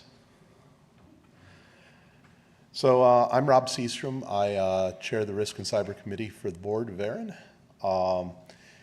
In my day job, I'm involved in cyber risk governance at Capital One, which is a big bank. We're going to go over a few things. Here I only have 3 pages worth of statistics, which makes me feel a little bit inadequate compared to some folks who have presented so far. So let's talk about Risk Register, which is one of the main things that we do, being the Risk and Cybersecurity Committee. We have far more risks facing ARIN than we can hold in our minds at one time. And the only way to properly contextualize them is to write them down and assign some scores to them. In fact, why don't we mitigate a risk, identify and mitigate a risk while we're up here, right now. There's a risk that Rob Seastrom might get long-winded and run us over here. And I think those of you who know me well will agree that on a scale of 1 to 5, that the likelihood of that risk is a 4. Thanks, Leif. We could make it a 5 if we wanted to. But we usually don't, we usually save 5s to the really, really, really bad ones. Now the impact, we might say that that impact was a 1, but we're right up against the break. So we're going to say that the impact of that is a 2. So our likelihood times impact is the risk. And that's a dimensionless unit, but it drives our prioritization. But let's try to mitigate that risk. Well, I created a slide deck that only has 11 slides on it, including the title slide and the thank you slide. So that's guardrails. That's a control. It's an imperfect control, but it reduces the risk. It probably brings the likelihood of me running over from a 4 down to a 2. So our remediated risk, that's our remediation plan. It's not complex, but it's sufficient in this case to cut the risk, the total risk of me running over in half. So we're going to talk about a couple other risks that are on the risk register, actual real life risks. A little bit of a spoiler here. These are risks that are pretty apparent and obvious. One of them is more or less remediated, although we continue to watch it. Another one is one of those kind of forever risks. But we're not going to get deep into ones that might be sensitive in some sort of way, because that's not really the point of this discussion. We're talking about metrics and the direction that things are headed. So here's an example risk. We might run out of money. And ARIN has a remediation plan for that. And if you've been paying attention to the FinCom's reports over the last several years, you'll discover that we have reduced that risk to a likelihood of 2 out of 5, lower impact level, through engagement with the appropriate organizations to manage our reserve fund and control of our own expenses. How about another example risk? Well, this is one that's never going to go away. We're always concerned about supply chain. We're always concerned about ransomware. We have a remediation plan. It reduces the risk to an acceptable level, but it doesn't make the risk go away. We continue to track this forever. By the way, we continue to track our financials forever, because none of these are one and done. So let's talk a little bit about how much stuff we're tracking. In 2025, we're tracking 28 top-level risks. We've added 4 in the past year. And we characterize these risks between strategic, operational, financial, and technical in two areas on 2 axes. So you might think, gee, you know, you're the Risk and Cybersecurity Committee. Why do you track so few that are actually technical risks? And the answer is because we are not an executive board, we're a governance board. And we're concerned about the breadth of the organization's sustainability and risk. So we've mostly picked up new risks. Let me check my notes here. In the, somebody look over this quickly. Strategic, yes, okay. So again, anyone who's been paying attention to the ecosystem over the past year understands we're picking up and tracking. This isn't that the risks are new, this is that we have decided to add them to the things that we formally track. And even as we do that, the probability of the risks that we track are trending lower. We have one more that's falling. We're more or less steady on the ones that are steady. We have little that's rising. We're actually reducing the ones that are rising. So now we have a risk register. What do we do with it? We create it and curate it with the aid of our CISO and CEO. We review the progress made on all of the remediation plans monthly. We use our risk register meeting minutes and the risk register itself to inform our annual memo to the Board of Trustees, which is in process. And we do a detailed annual walkthrough of the risk register with the entire board. And this is something that's new, but I think that this is something that's also important, because broad awareness of the risks that are facing the organization are important for board members to fulfill their fiduciary duty. So you'll notice we were doing this with numbers that were very subjective and coming up with a dimensionless vector to give a risk number. That's okay.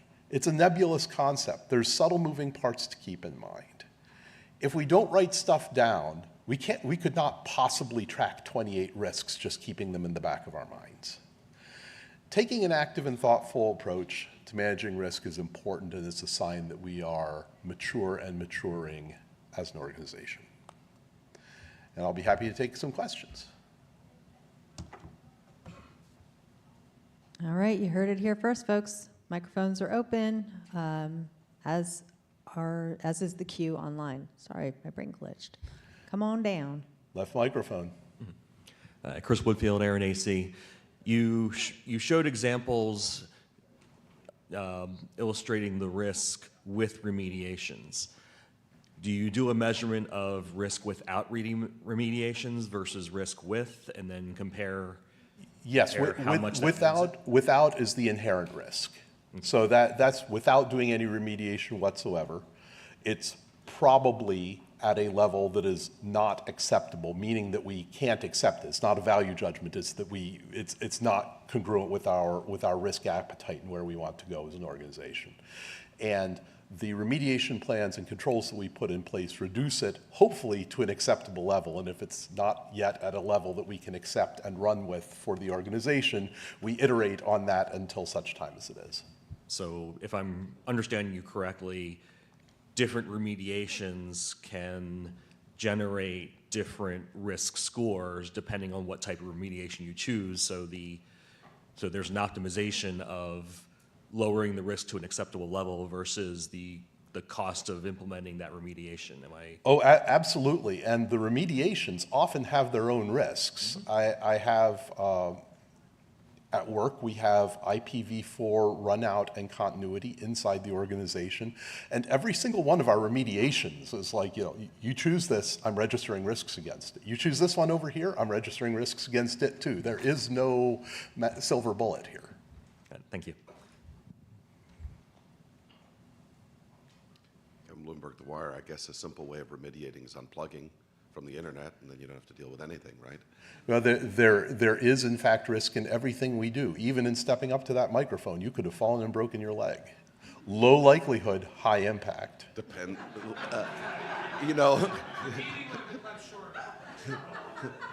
It could also be arranged, so you could help fix, yeah. Anyway, this is great because it's proactive versus reactive, which many organizations are attuned to dealing with problems and risks. They let the risk hit them in the face, and then they deal with it reactively. So you, at the board level, taking on this hierarchy, proactively looking at the risks so that you're ahead of the curve when something does happen is great. I will assume, and I know there's a word in assume, but I will assume that the risk categories and the ideas that you have are consistent among many different kinds of organizations. As in a not-for-profit technical organization, those risks factors are fairly consistent. How you deal with them is different, how you mitigate them is different, but a lot of the categories should be consistent between in these categories. Is that? So the two that I gave you were, aside from the one that your presenter runs late, which I believe is universal, are ones that are not unique to us, they're very broad. Hey, our reserve fund might get depleted. Yeah, well, show me an organization that doesn't have that risk and should have that risk registered. Hey, we might have supply chain or malware. Either you know about it and you're taking action against it, or you're willfully blind at this point. There are things that are registered that are more sensitive, that are sector specific, that we are therefore more cautious about about talking about. So it's not just a boilerplate thing for, yes, you're a nonprofit member organization in the technical sector. Here's your risk register, go for it. There's a lot of work that goes into deciding exactly what we're going to register versus what doesn't quite apply to that versus what is actually an issue that gets slotted around underneath a risk that's registered and that sort of thing. So I haven't, in the interest of not turning the plenary here into a general discussion on how risk governance works, I haven't gone down into risks versus issues versus what's a mitigating versus other kinds of remediations, what kind of controls we have. I don't want everybody's eyes to glaze over. Actually, this is a fascinating topic, I think, for everybody. At the next ARIN, having a talk on that, I think, is very helpful because we have to understand when we do policy, it has an impact, and this whole concept of risk sort of plays into your simple change over there has a much larger effect or impact. And I think this is a brilliant conversation. We have very similar slide decks, ARIN to ARIN, and this is actually a new one. I really like it. I'd love to see more. So when we do staff and legal, a lot of the time what they're doing is raising risks. Understood. Thank you. Thank you. Awesome. Let's come over to this side of the room. Right. Thank you so much, Lily, ARIN AC, and University of Cincinnati. Just to first say that was really clear for somebody who works on risks also, and headed to Salesforce to work in risk. I think this is really breaking things down and good refresher for me, right? Is there a risk that you might run late when you're doing a presentation too? This is universal. Yeah, it is. So now one thing actually. Where can we see where this is housed? Like you've given us what you're working on, remediation, what you've worked through over the month. Is it housed somewhere on the ARIN platform that we can go over and see? And who is the intended audience? Are we looking at risks within internally for just ARIN, or would this be also beneficial for like third parties and other customers? So those are the things, the two things I wanted to understand. Thank you. And RS, I see JC has stood up. Yeah, JC is standing up. I'm going to defer to our CEO for talking about this. So as it turns out, the risk register, as people note, has risks that are generic to all organizations. Risk that someone breaks into your systems, or risk that you have financial fraud because of you've had a wayward employee who's absconding with money. Those are generic risks. And then we have some ARIN and Internet Number Registry risks, like risk of an RIR failing. Well, it may not be us, but if an RIR fails, it impacts all of us. And so there's some specific ones. Now, some of these risks we talk about easily, but some of these risks are risks that the Board of Trustees is aware of, that we may not have mitigation plans developed and sufficiently deployed. In fact, a risk register is a great roadmap for how to take down an organization. The most sensitive document that the Board of Trustees looks at is the ARIN Risk Register. And as such, we actually won't be publishing it to some place for everyone to look at. But if you run for the Board of Trustees, you will get to sit down and review it with me and gnash your teeth and worry about, will ARIN live for another 12 months? Now, the good news is we've done a very good job, and the Board of Trustees has leaned very heavily to make sure that the prioritization of the risks, the probability of them occurring, product with the impact if they occur, gives an overall factor we look at. The top risks all have good mitigation plans. They're all underway. But there's always new ones popping up. We talked about AI the other day. ARIN has requests that come in, and we presume people write them, but as Michael said, nowadays AIs are talking to AIs. We could have someone submitting a request written by an AI. So we have someone submitting credentials generated by an AI. That's a risk. So that's a new one, ARIN specific, and it's on the risk register. And I mention it because it's so obvious that if you folks haven't thought about it, me mentioning it probably isn't in danger.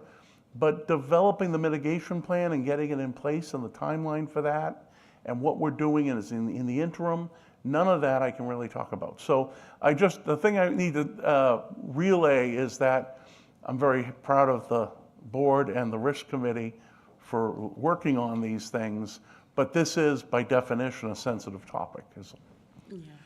I would only add that if you have ideas for metrics and KPIs and things that you would like us to be reporting on without reporting the details, please reach out to me.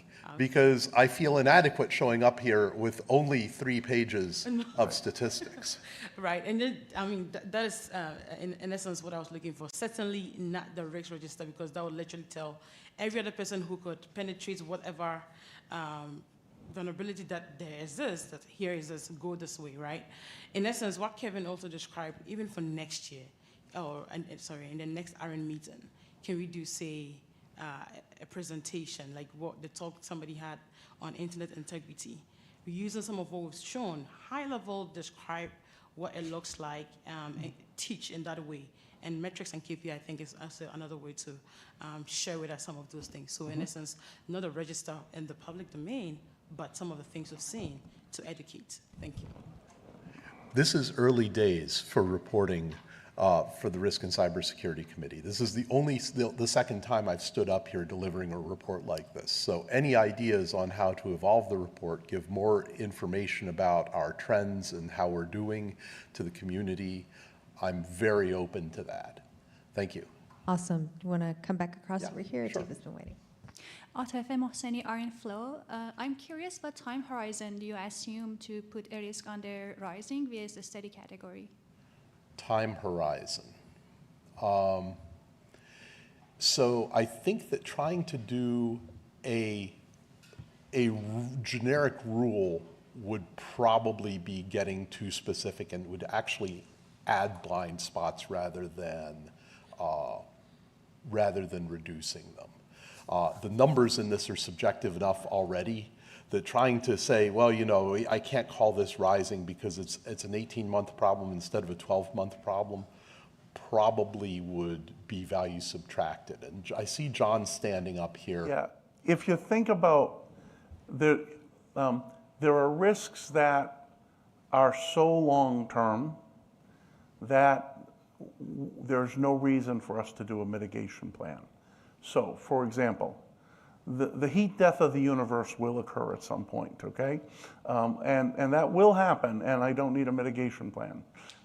So there's long-term events. The window we're looking at is from a budget and planning and execution. Are there steps we can put in place to help improve ARIN's risk profile over a medium strategic window? So think 3 to 5 years.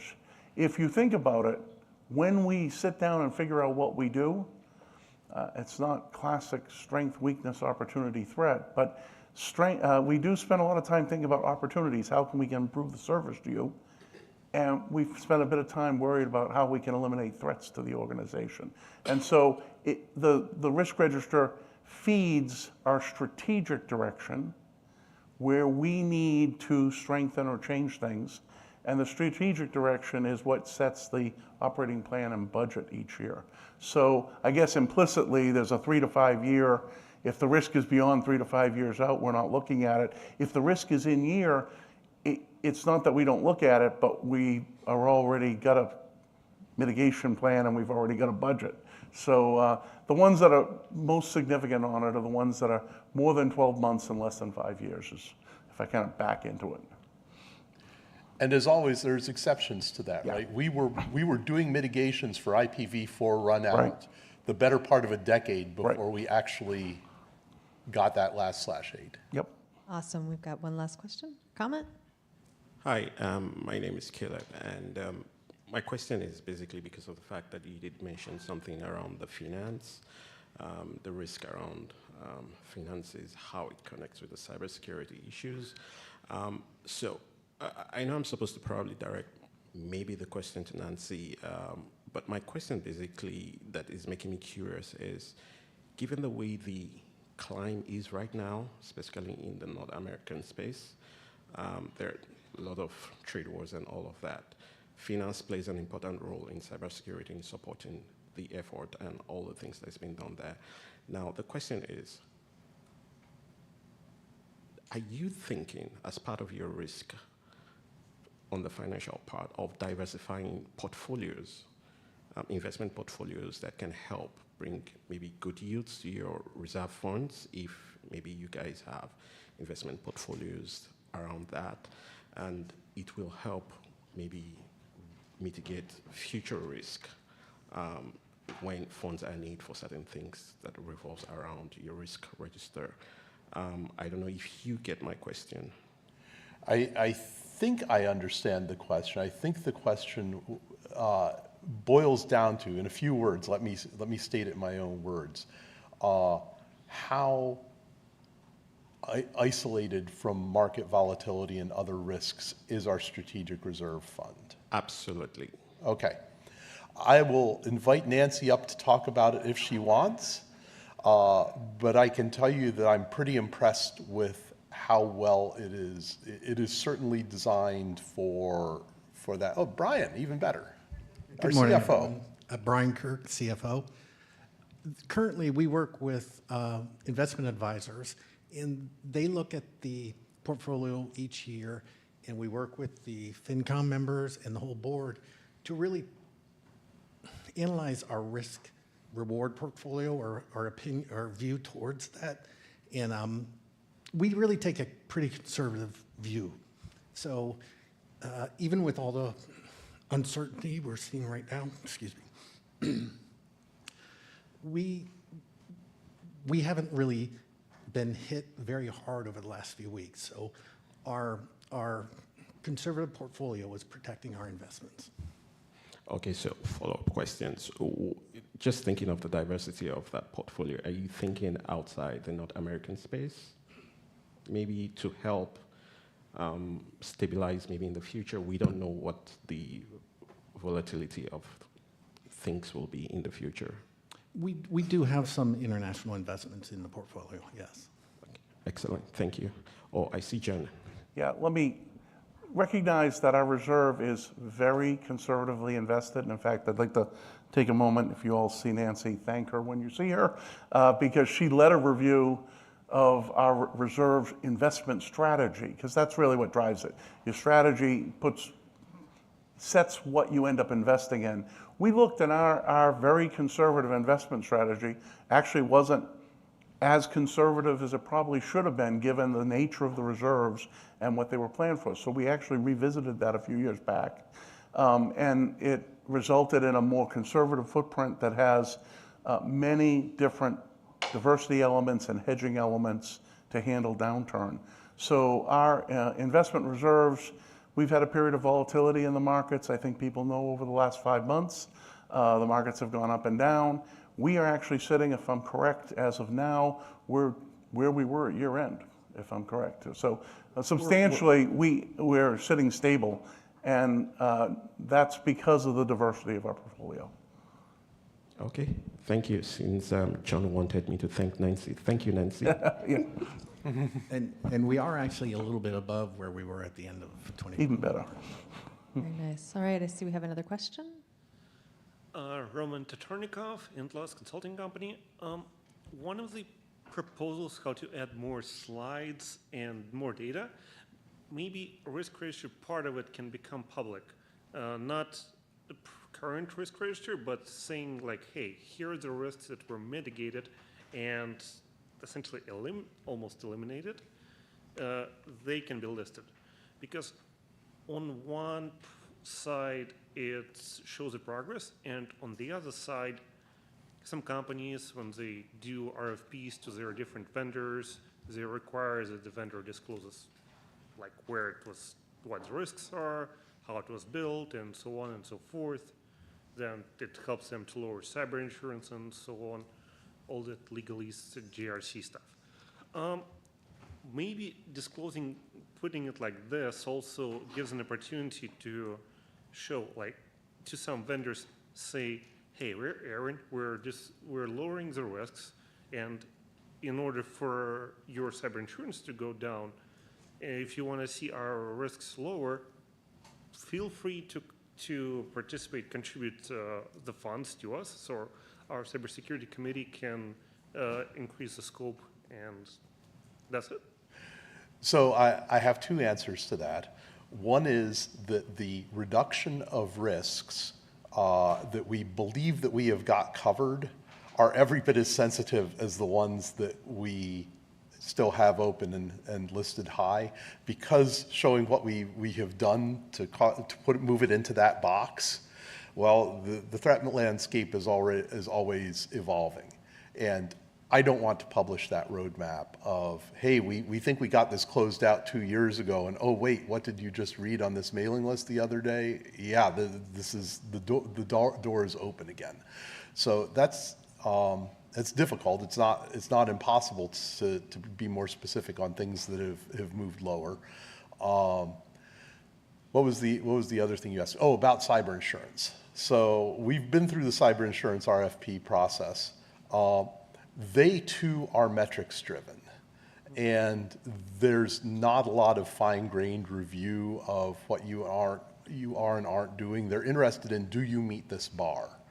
And Christian talked yesterday or day before, I forget which, about what certifications we get. The insurance companies love certifications, not because they necessarily make you more secure, but because they say that you pass a certain bar. In other words, you have enough good manners to sit with the grown-ups at Christmas dinner.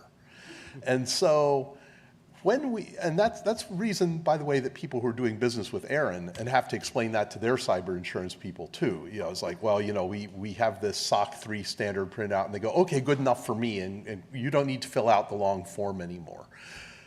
Reading the fine details of what we're doing to reduce risk, that's good for actually reducing risk, but it's not good for reducing costs, because the cost of doing it would be so, at scale if you're a cyber insurance company, right? You have 20,000 potential customers. It's inherently non-scalable. So they like things in these nice little boxes for analysis. All right. Thank you, Rob. Thank you. Go ahead. Right. Go for it. Thank you. So one of the things, Kevin Bloomberg, The Wire, complacency. This helps with complacency. Many people in this room didn't think that the supply chain would get as badly affected as it did 3-4 years ago. The reality is it's always a risk, but complacency, it's always been working fine, so therefore the risk is low. Don't have a mitigation plan for it. Don't really look at it. That sort of thing plays into it, but it's also then comes down to lessons learned. We learned a very valuable lesson during the supply chain that was custom parts that were flavored of the day were great, were really good when there wasn't a supply chain issue, and suddenly having custom versus just off the shelf when it came to a supply chain issue became a much better way of doing things long term. We learned a hard lesson. Our organization learned a hard lesson that way. Sure, and we worry not only about the supply chain of physical objects, but the supply chain of things like this library calls in these other dependencies, some of which sure look legit when you read the README on them on GitHub, and then you read the source code and you go, well, why is it phoning home to over here? I don't want that pulled in. And it's a constant problem, and it keeps popping up like every 2-3 months there's been another shenanigan in the trade press. So I guess where I was going with this at the end was, I sort of alluded to it before, are there lessons learned from other organizations so that you don't have to learn the lesson yourself before identifying it as a risk? That was really my question. Is this something that you're looking at the outside expertise to help you identify the risks? More generally. We've thought about that. We're currently this year bringing in someone to help with strategic planning, and risk management framework is the next set of expertise I want to draw, but the strategic planning expertise is what we're drawing on this year. So I have to phase my expertise tapping to match budgets. See All no right. more at the microphones. Is there anyone remote? There is not. I think we're good. Thank you, All right. RS. Thank you, Hollis.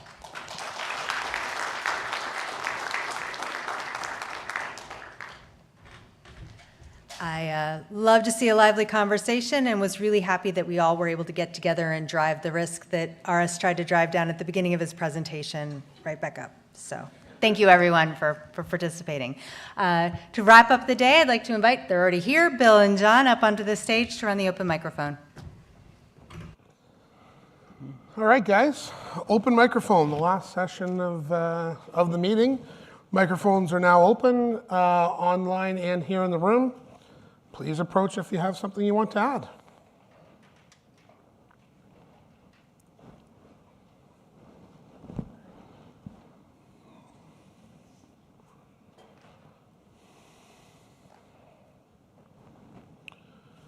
Seeing none in the room, none online, we'll give it another 30 seconds or so. While we do that, I'll make one. You know, I've been coming to the ARIN meetings now for, what, 16, 17 years, something like that. And, you know, the one group that I think, you know, we do a great job of obviously thanking Hollis and the entire team, the ARIN teams for running these meetings. But, you know, there's a team over here at the table behind the scenes, Ken and the other guys from Clarity and whatnot, that have been here with us all the way along. Ken in the audio team sort of is, you know, been our go-to guys to make us sound good. Nobody can make us look good, John, but they can at least make us sound good. And I'd like to hear a round of applause for the people behind the scenes that make this event take off.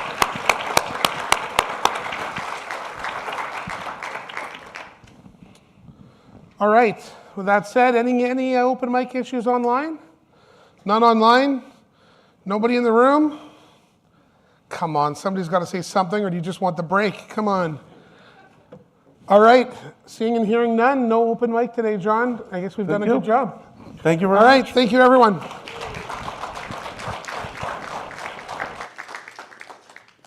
Don't run away yet, just a few last things. Thank you, everyone, for being here and pressing through this morning. It's been a busy couple of days. Last bits of audience participation. If I can get another round of applause, thanking our network sponsor, Spectrum, our webcast sponsor, Google, our platinum sponsor, AWS, and our silver sponsor, IPXO. All right.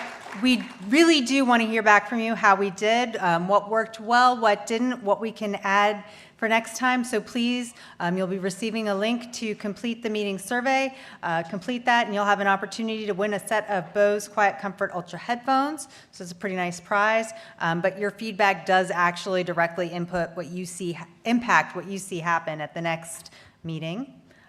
Do save the date. We hope to see you in Arlington, Texas. I know Gus Reese on our AC is busy working up all kinds of great ideas for what we can do to have fun while we're there. We're looking forward to a great meeting back-to-back with NANOG. We'll be on the 30th and 31st of October, so keep an eye out for registration opening. And with that, we have done it, guys. This is ARIN 55, over and out. Thank you so much for your time and attention.